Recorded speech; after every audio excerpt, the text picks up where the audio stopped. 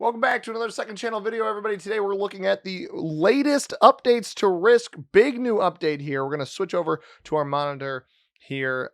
We've got update 3.20 just released today, Tuesday, September 9th. This may be out on Wednesday. I'm going to try to upload this Tuesday night. We'll see what happens.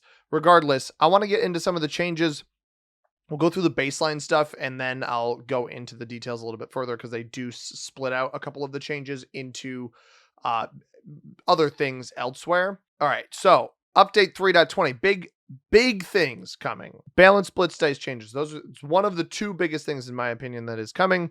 And then you see bot out and surrender flow updates. We'll get into those a little bit. If you want to pause and read whatever you want to read, you can.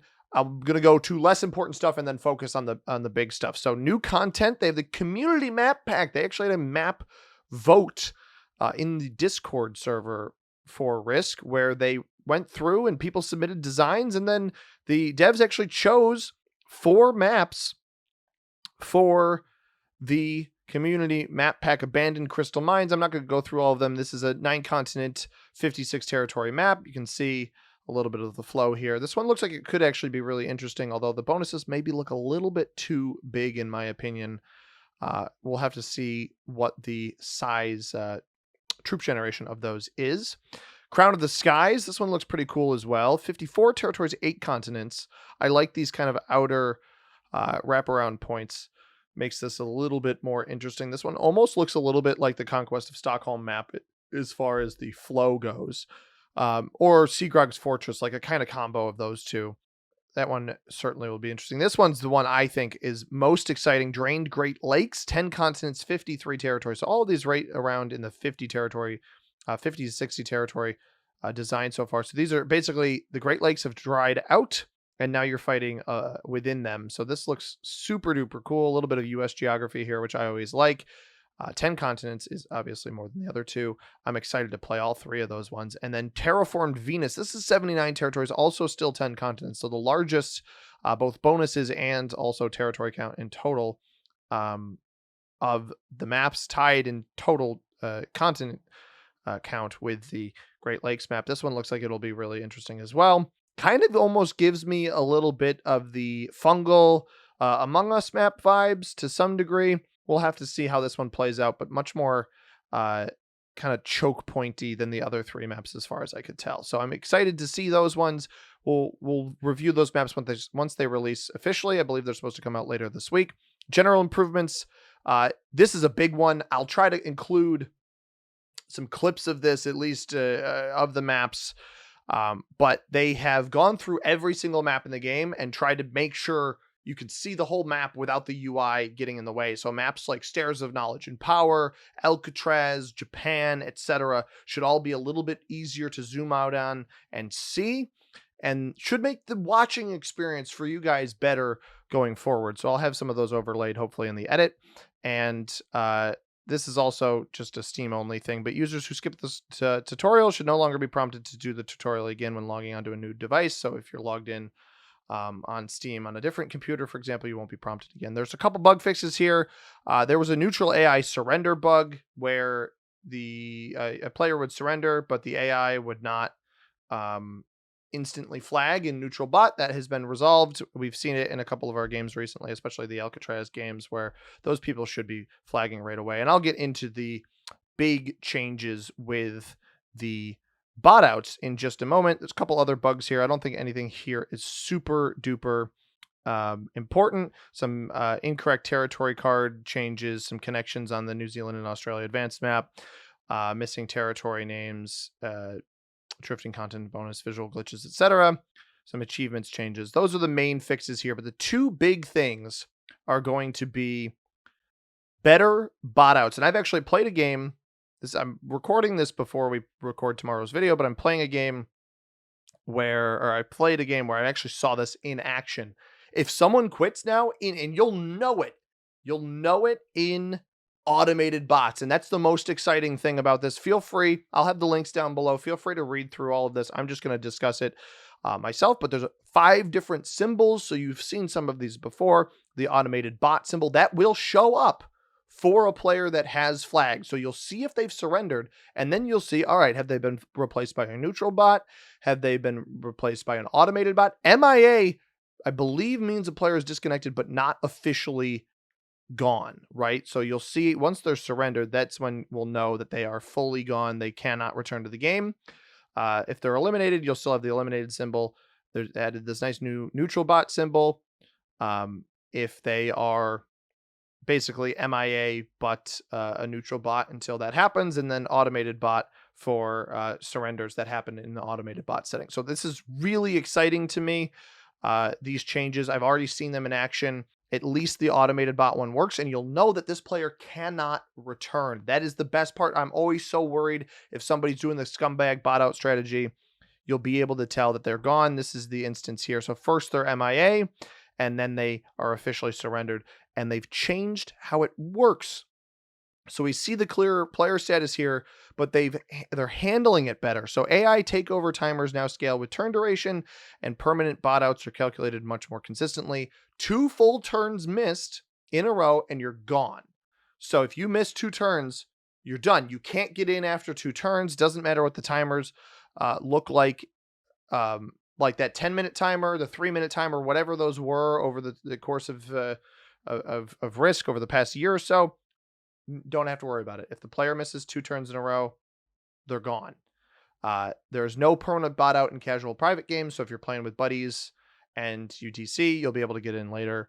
I think that's fine. And then smoother exits. So if a player is botted out while disconnected, reconnecting will gracefully take them to post-game flow. So this way they can still see that they've been eliminated and see the ranks and whatnot if they come back in.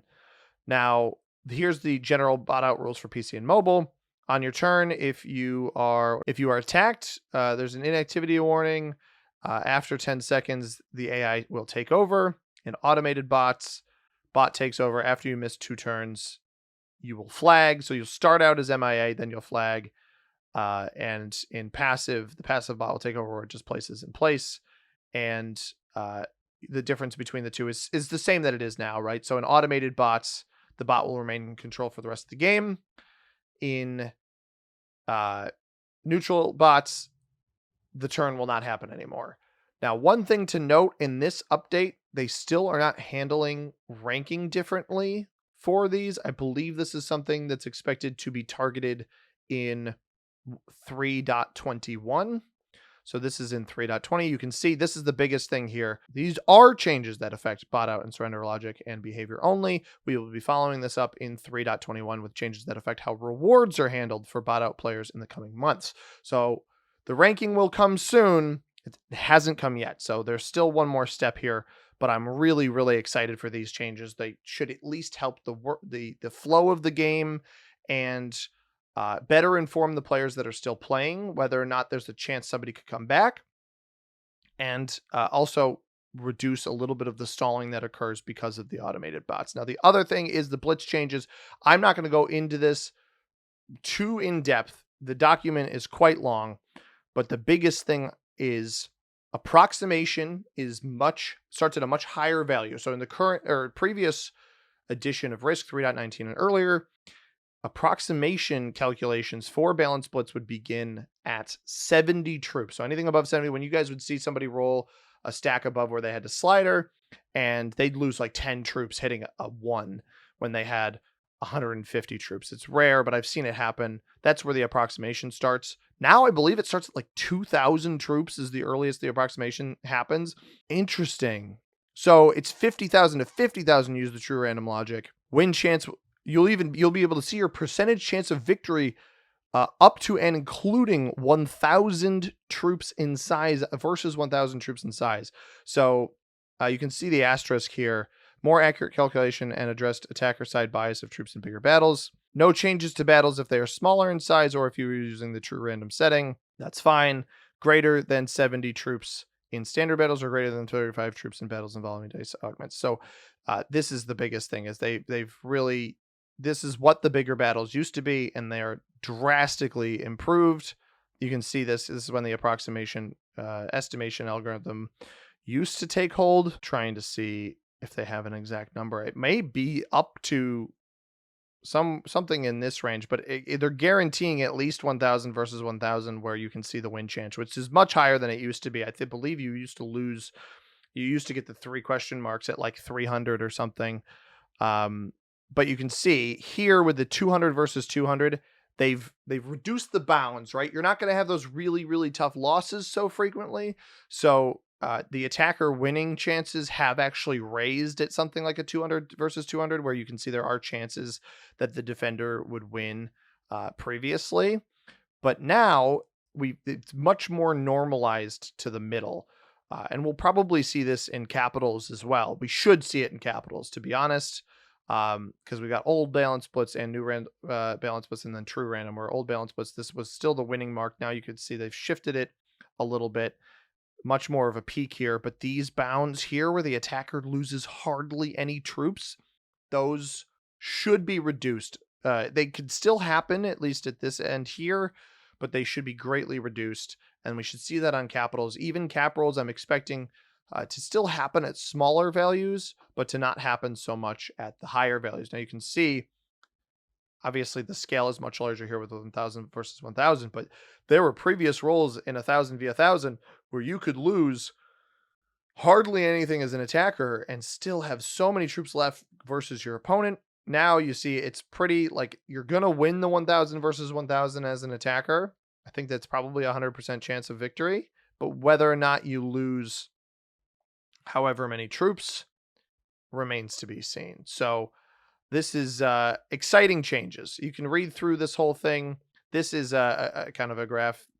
New balance splits, best outcome, worst outcome, 88 attackers left, 205 attackers in the best outcome.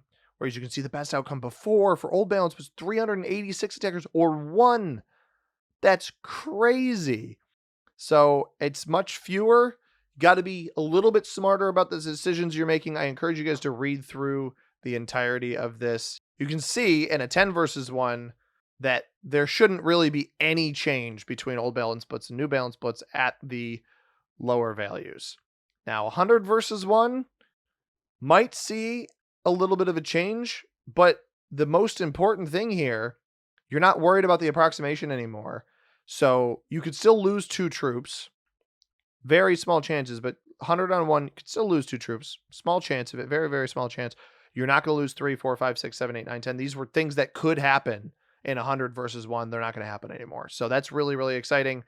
We've got yellow as the new balance splits. There's actually a higher chance of losing 0 in 100v1, which could be interesting, but I'm excited to see what comes of this.